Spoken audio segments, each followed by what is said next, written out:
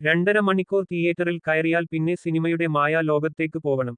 മതിമറന്ന് ചിരിക്കണം, ചിന്തിക്കാനും എന്തെങ്കിലും വേണം. ഒരു സാമാന്യ മലയാളി സിനിമ ആസ്വാദകർ ആഗ്രഹിക്കുന്ന അടിസ്ഥാന കാര്യം ഇതാണ്. ഇക്കാര്യങ്ങളെല്ലാം തൃപ്തിപ്പെടുത്തുന്ന ഒന്നാണ് ബേസിൽ ജോസഫ് നായകനായി എത്തുന്ന ഏറ്റവും പുതിയ ചിത്രം മരണമാസ്. സ്ഥിരം ഫീൽഗുഡ്, ഹാസ്യ സിനിമ ചേരുവകളിൽ നിന്ന് മാറ്റി പിടിച്ച് ഡാർക്ക് കോമഡി സൈഡ് പരീക്ഷിച്ചിരിക്കുകയാണ് ഈ ചിത്രം. പ്രേക്ഷകനെ മതിമറന്ന് ചിരിപ്പിക്കാനും അതോടൊപ്പം തന്നെ ത്രില്ലിംഗ് അനുഭവം വാരികോരി നൽകാനും മരണമാസെന്ന ചിത്രം യാതൊരു പിശുക്കും കാണിക്കുന്നില്ല. ഒരു അഭിനേതാവ് എന്ന രീതിയിൽ ബേസിൽ ജോസഫിന് പുതിയ മുഖം തന്നെയാണ് ഈ ചിത്രത്തിലെ ലൂക്ക് എന്ന കഥാപാത്രം. ബേസിലിന്റെ കരിയറിൽ ഇതുവരെ കാണാത്ത കഥാപാത്രമായിട്ടാണ് അദ്ദേഹം അവതരിപ്പിച്ചിരിക്കുന്നത്.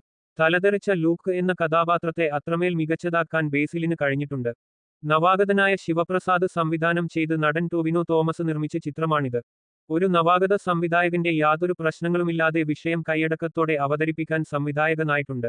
നടൻ സിജു സണ്ണി കഥ രചിച്ച ചിത്രത്തിന്റെ തിരക്കഥയും സംഭാഷണവും സിജു സണ്ണിയും സംവിധായകൻ ശിവപ്രസാദും ചേർന്നാണ്.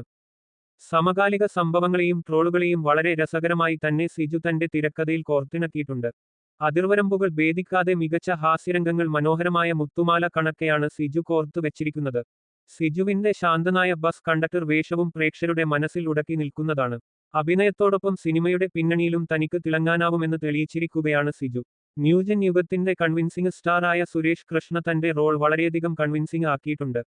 പരുക്കനും അതിലേറെ ലോലനുമായ ബസ് ഡ്രൈവർ ജിക്കു സുരേഷ് കൃഷ്ണയുടെ കൈകളിൽ അതീവ ഭദ്രമായിരുന്നു. ഓരോ മിനിറ്റും സുരേഷ് കൃഷ്ണ എന്തായിരിക്കും ചെയ്യുന്നത് എന്ന ആകാംക്ഷ കാണികളിൽ വളർത്തിയെടുക്കുന്നതിൽ അദ്ദേഹം വിജയിച്ചു. ബനാന കില്ലറായി എത്തിയ രാജേഷ് മാധവന്റെ അഭിനയമാണ് മറ്റൊരു പ്രത്യേകത. രാജേഷ് മാധവനെ മലയാള സിനിമ വീണ്ടും വീണ്ടും ഉപയോഗപ്പെടുത്തേണ്ടതിന്റെ ആവശ്യകത ഓരോ സീനിലും വ്യക്തമാണ്.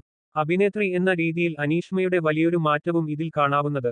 പാളിപ്പോവാൻ വളരെ സാധ്യതയുള്ള കഥാപാത്രമാണ് ഇതിലെ ജെസ്സി. ഹാസ്യം, ദേഷ്യം, ദുഃഖം എന്നിവ ഒന്ന് കുറയുകയോ കൂടുകയോ ചെയ്തിരുന്നെങ്കിൽ വളരെയേറെ അഭംഗി തോന്നാവുന്ന കഥാപാത്രമാവാൻ സാധ്യതയുണ്ടായിട്ടും തനിക്ക് കിട്ടിയ കഥാപാത്രത്തെ അനീഷ്മ വൃത്തിയായി ചെയ്തു വെച്ചിട്ടുണ്ട്. DYSP രാജേഷ് മാധവനായി ബാബു ആന്റണി സ്ക്രീനിലെത്തുമ്പോൾ പ്രേക്ഷകരും അക്ഷരാർത്ഥത്തിൽ ആവേശതിമിർപ്പിലായിരുന്നു. തന്റെ സ്ക്രീൻ പ്രസൻസ് ഒരു തെല്ല് പോലും കുറഞ്ഞിട്ടില്ലെന്ന് അദ്ദേഹം വീണ്ടും തെളിയിച്ചിരിക്കുകയാണ്. ഒരു നിമിഷം പോലും ഈ രസചരടിൽ നിന്ന് പ്രേക്ഷകനെ പോവാൻ അനുവദിക്കാതെ മരണമാസ് നിലനിർത്തുന്നുണ്ട്. ഒരു വെറൈറ്റി ചിരിപ്പടം, അതാണ് ഒറ്റവാക്കിൽ മരണമാസ്.